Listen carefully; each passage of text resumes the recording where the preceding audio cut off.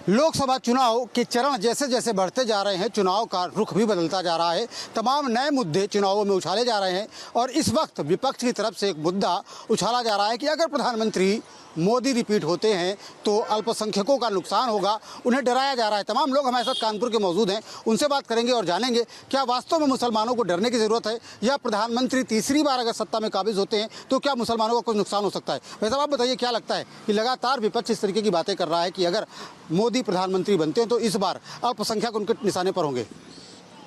मैं बतौर दलित चिंतक मैं ये कह रहा हूँ कि जिस तरह का लोगों का ये भ्रम फैलाया जा रहा है अल्पसंख्यकों के लिए कि अगर अब की ये आते हैं तो संविधान बदल जाएगा, तो मैं निश्चित तौर पे कहना चाहता हूँ कि बाबा साहब ने संविधान में जो राइट टू इक्वलिटी करी है, उस राइट टू इक्वलिटी में लिंग भेद, जात भेद, इन सबको निषेध किया हुआ है। और निश्चित तौर पर आपके मान कर चलें कि एक उदाहरण 2018 का है, जिस समय चीफ जस्टिस इंडिया दीपक मिश्रा ने SC/ST के मामले पे एक टिप्पणी करी है, उसको समाप्त करने का प्रयास किया तो लोग आंदोलित हो गए, 18 लोगों की कैजुअलिटी हुई। उसके बाद इन्हीं माननीय प्रधानमंत्री जी ने संविधान की रक्षा करने के लिए उसी समय संविधान में संशोधन किया है। निश्चित तौर पर उनको धन्यवाद ज्ञापित करता है कि अगर संविधान में संशोधन उन्होंने ना किया होता, अगर नीयत गंदी होती उनकी तो वो कभी ना करते। और मुझे लगता है कि आने वाले समय में भी संविधान संरक्षित और सुरक्षित है माननीय प्रधानमंत्री जी के हाथों में। मैम ये बताइए, आपको क्या लगता है मुसलमानों को डरने की ज़रूरत है अगर प्रधानमंत्री बन जाते हैं? क्यों डराया जा रहा है उनको? कहीं नहीं डराया जा रहा है। हम लोग मुस्लिम बस्ती में जाते हैं तो वहाँ पे सब महिलाओं से और जेंट्सों से मिलते हैं तो वो लोग कहते हैं ऐसी कोई बात नहीं, मोदी ने जो काम किया हमारी महिलाओं के लिए तो मतलब अच्छा काम किया, हम तो उन्हीं को वोट करेंगे। और ऐसा तो है नहीं उन्होंने भेदभाव कुछ किया हो। कुछ और लोग भी उनसे बात करते हैं। मैम ये बताइए कि जिस तरीके से विपक्ष लगातार मुसलमानों के नाम को लेकर के डराने का काम कर रहा है, मोदी का नाम लेकर के, क्या लगता है क्यों जरूरत पड़ गई इस मुद्दे को उछालने की? हिंदू मुस्लिम क्यों किया जा रहा है? ये बताइए, पहले भी आपने देखा होगा कि कांग्रेस ऐसी पार्टी थी जो हमेशा जातिवाद की राजनीति करती थी। आपने देखा भी होगा कि हमें नहीं लगता कि प्रधानमंत्री जब से मोदी जी आए हुए हैं तो ऐसी कोई जातवाद की राजनीति हुई। जितना भी लाभ मिल रहा है सबसे ज़्यादा अल्पसंख्यकों को मिल रहा है। आपने देखा कोई योजना, चाहे राशन की योजना हो, चाहे आवास की योजना हो और चाहे महिला 3 तलाक का मुद्दा, केवल मोदी जी ने तो उठाया, आज तक किसी ने नहीं उठाया। महिला प्रधानमंत्री हुई, महिला मुख्यमंत्री हुई, क्या किसी ने उठाया? लगातार प्रधानमंत्री जी उन्होंने कहा जात पात से ऊपर उठकर हम काम कर रहे हैं और संविधान की बात जो कह रहे हैं वो सब अनर्गल आलाप कर रहे हैं, क्योंकि सब लोग धराशायी हैं। किसी को ये लग रहा है कि हम कुछ नहीं कर पा रहे हैं, इसलिए ये सब अनर्गल आलाप कर रहे जा रहे हैं। हमारे यहाँ प्रधानमंत्री जी लगातार उन्होंने कहा सबका साथ, सबका विकास, सब पे विश्वास, उस पर राजनीति कर रहे हैं। उन्होंने कभी नहीं कहा कि हम केवल मुस्लिमों के लिए ये कर देंगे, वो कर देंगे। उन्होंने, आपने देखा होगा कि लगातार वो मुस्लिमों के लिए भी कह रहे हैं। उन्होंने भारत की नागरिकता दी, जो बाहर से आए उस पर काम किया और भी काम कर रहे हैं। आप कोई बताइए ना, कोई मुसलमान बताए हमें को कि उनको किसी चीज़ का लाभ नहीं मिला। सब चीज़ का लाभ बराबर मिल रहा है और सबसे अधिक मिल रहा है। आपने देखा होगा, इसीलिए हमारे यहाँ अल्पसंख्यक आयोग बना हुआ है। अल्पसंख्यक, आप बताइए क्या लगता है इस मुद्दे को उछाले जाने की क्या जरूरत महसूस हो रही है? क्या विपक्ष डरा हुआ है?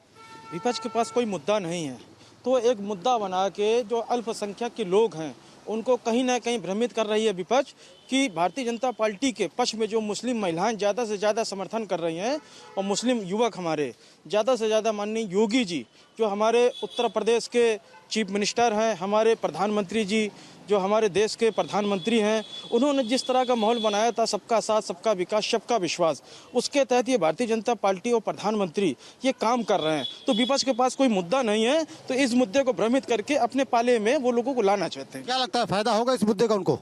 इस मुद्दे से तो उनको कोई फायदा नहीं होगा, क्योंकि भारतीय जनता पार्टी की जो नीयत रही है उसके तहत सभी लोग, देशवासी ये जान चुके हैं कि कांग्रेस ने किस तरह से तुष्टीकरण की राजनीति की थी और समाजवादी पार्टी ने किस तरह से उनका लाभ लिया था, मगर फिर भी उनको कोई सम्मान नहीं दिया। अगर सम्मान दिया तो हमारे देश के प्रधानमंत्री आदरणीय मोदी जी ने दिया, उत्तर प्रदेश के मुख्यमंत्री आदरणीय योगी जी ने दिया। मोदी जी से मुसलमान क्यों भयभीत हो? विपक्ष क्यों भ्रम फैला रहा है इस बात को लेकर? विपक्ष के पास कोई मुद्दा नहीं है, विपक्ष मुद्दा विहीन है, क्योंकि मुद्दा कुछ भी नहीं है उसके पास। सिर्फ ये भ्रम फैलाने का काम हमेशा से विपक्ष ने किया है, क्योंकि मुद्दा है नहीं। और आपने जैसे देखा कल अखिलेश यादव जी के रोड शो में, जो रोड शो इनका था करहल विधानसभा में, महाराणा प्रताप की मूर्ति के ऊपर चढ़कर अखिलेश यादव जी के गुंडों ने, जैसे कहा जाता है कि जिस गाड़ी में सपा का झंडा उस गाड़ी में गुंडा, तो वही गुंडई का काम उन्होंने कल वहाँ करहल विधानसभा में करके दिखाया है। उनकी मूर्ति पर चढ़कर असभनीय टिप्पणी करी है। इसके लिए बहुत शर्मनाक इन्होंने काम किया है। इनको अपने लोगों को समझाना चाहिए कि इस तरीके की हरकतें ये न करें, और भ्रम फैलाने का काम सिर्फ इनकी पार्टी का है और किसी का नहीं है, क्योंकि इनके पास कोई मुद्दा नहीं है और हम जो चीज़ें सबको दे रहे हैं वो एक साथ दे रहे हैं। मुसलमानों को मोदी से क्यों डरना चाहिए? मुसलमान कहाँ डर रहा है? मुसलमान मोदी जी के साथ है। आपने कल मोदी जी का रोड शो हुआ कानपुर में, आपने सब टीवी पे आपने दिखाया, उसमें अल्पसंख्यक समाज भी अपनी प्रमुखता से रहा है। आज भी सब पेपरों में हमने अखबारों में देखा है कि प्रमुखता से रहा है और उस मोदी जी से कोई नहीं डर रहा है। ये सिर्फ एक अफवाह फैलाने का काम विपक्ष के द्वारा किया जा रहा है कि विपक्ष को किसी तरह के नैरेटिव सेट करना है, सिर्फ नैरेटिव सेट करना है कि हिंदू मुस्लिम कैसे बटे, मोदी जी को कहीं अब की बार मुस्लिमों का वोट न मिल जाए, 3 तलाक पर उनको वोट न मिल जाए, सिर्फ इसलिए ये काम किया जा रहा है और कोई मुद्दा नहीं है। मैम ये बताइए, हिंदू मुस्लिम करके किसका फायदा होने वाला है? क्योंकि लगातार इस तरीके की बातें की जा रही विपक्ष की तरफ से कि मुसलमान को डरना चाहिए मोदी जी से, मोदी जी अगर आ गए तो उनका नुकसान हो जाएगा। ये तो सिर्फ पाकिस्तान कह रहा है, हिंदुस्तानी तो कोई भी नहीं कह रहा। और जहाँ तक मेरा मानना है कि ज़्यादातर मुसलमान इस समय बीजेपी के साथ हैं, मोदी जी के साथ हैं, क्योंकि जो समानता का भाव मोदी जी ने दिखाया है, अगर किसी को अन्न योजना का लाभ मिला है तो समान रूप से मिला है, उज्ज्वला का लाभ मिला है तो उनको भी ज़्यादा 65% तो उनको मिला है, आवास योजना का लाभ भी उन्हीं बहनों को मिला है। तो जो समानता का भाव मोदी जी ने ऊपर से संदेश दिया है कि हम किसी के साथ भेदभाव नहीं करते, हमारे लिए हिंदू मुस्लिम सब समान रूप से हैं, तो मुझे ऐसा लगता है कि ये जो भ्रम फैलाने वाली स्थिति है ये सब साफ हो जाएगी।